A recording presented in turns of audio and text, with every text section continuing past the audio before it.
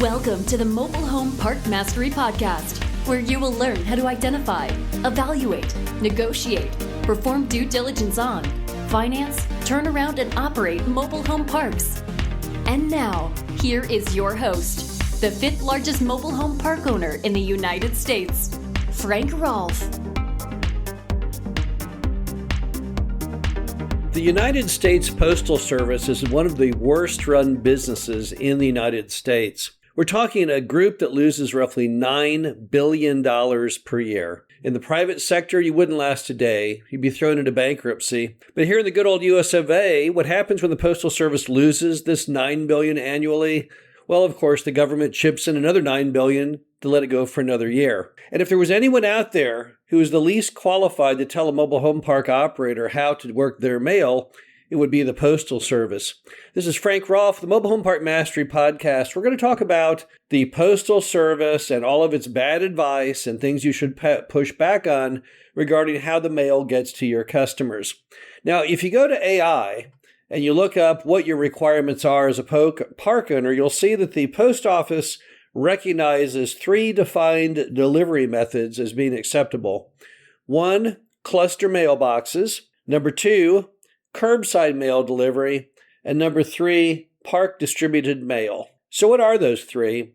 Well, cluster mailboxes are those big old aluminum things you see out in the front of many mobile home parks today. They've got locks on each individual box, but you probably have noticed most of them are missing the doors on them. That's because customers will invariably forget their key and then try and jimmy them open with a screwdriver, thereby breaking them off, and they're virtually impossible to fix. So, in many mobile home parks, the ugliest, the worst looking thing in the entire park is, in fact, something right at your entrance, namely these very poorly designed, poorly thought out cluster mailboxes.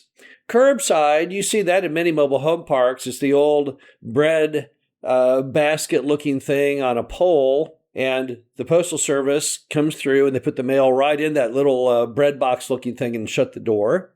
And park distributed is kind of a rarity, but we've had it before. We've seen it before. The mail comes to the mobile home park as basically a group thing, and or the mailman puts it in the slots. But typically it's not locked, but it's locked inside of a building. So basically you have access as a tenant only during office hours to get to the mail. Or in some cases, the tenant has a key that gets him to the mail, but the mail itself is unsecured once you get in the building. And of those three mail delivery services, the one that's the worst always has been cluster mailboxes. This was an issue all the way back when I got in the business back in the 90s. Even back then, people knew it was a bad product. Old timers would tell me, whatever you do, don't put a cluster mailbox in your mobile home park. You will regret it. And the key reasons are, 1, of course, very, very high upfront cost. They're very, very expensive. But 2, now in a cluster mailbox,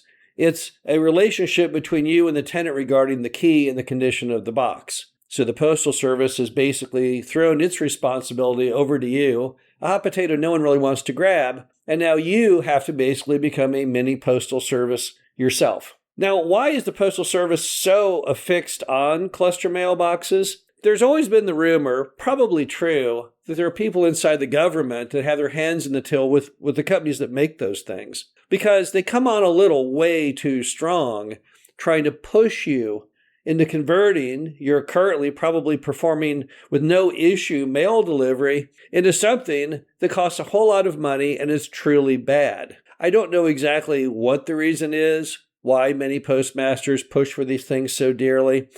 But here are some thoughts of what happens when the Postal Service comes to you and tells you, oh, I'm sorry, you can't do what's been working for all these decades. We want you to stop your current mail service and convert over to cluster mailboxes. Well, the first thing you have to do is you have to say, no, I'm not going to do that unless this is required by law. Because in a lot of the ancillary services to owning a mobile home park, such as a fire department, they give you all of these recommended ideas, but they're not actually legally required. We've had fire departments tell us, oh, well, you need to put fire hydrants throughout your entire mobile home park, to which we say, well, that sounds really great and everything, but that's obviously insanely expensive. Show me in the law where I have to do that. And then they backtrack and say, well, you don't have to do it. but we recommend you do it. It would be so great if you would do that. The same with the mailboxes.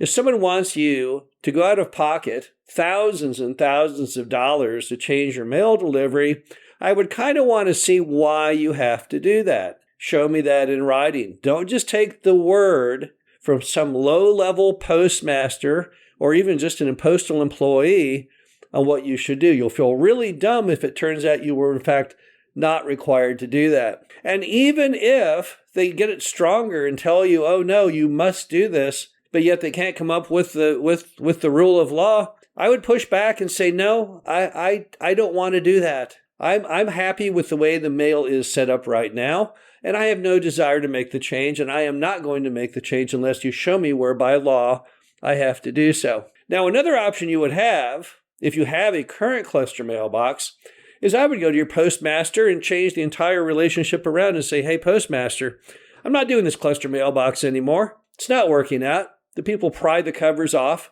It's impossible to fix. I don't want to be in the mail delivery business anymore.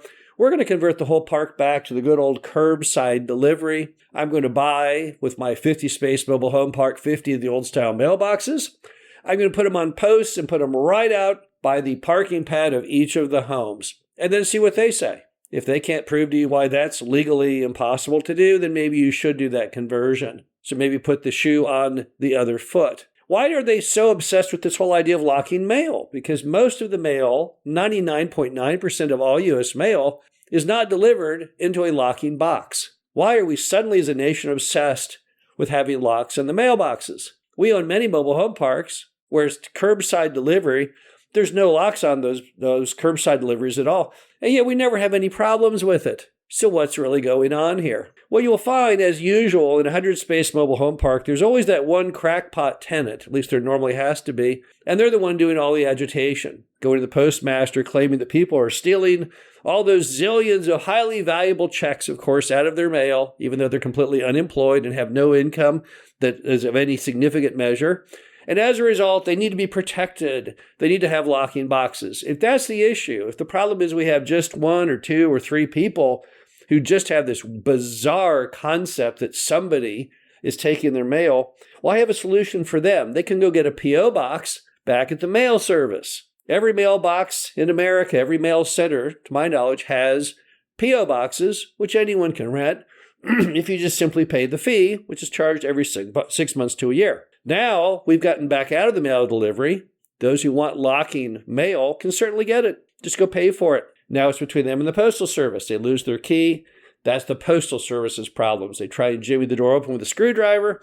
It's back to being a Postal Service issue. But this is going to provide them with that locking mail that they so desperately desire, but save the other 97% of the tenants from having to go to one central location and don't forget the key. The bottom line to it all is, when it comes to mail, don't be a pushover.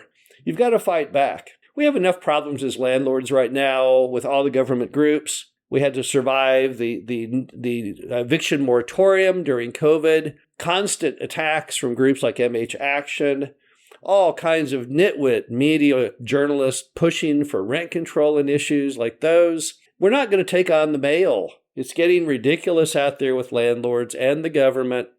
But again, as always, you have to comply with the law, but don't let people push you around when the law does not say what they want you to pretend or believe to be the truth. This is Frank Rolfe, the Mobile Home Park Mastery Podcast. Hope you enjoyed this. Talk to you again soon.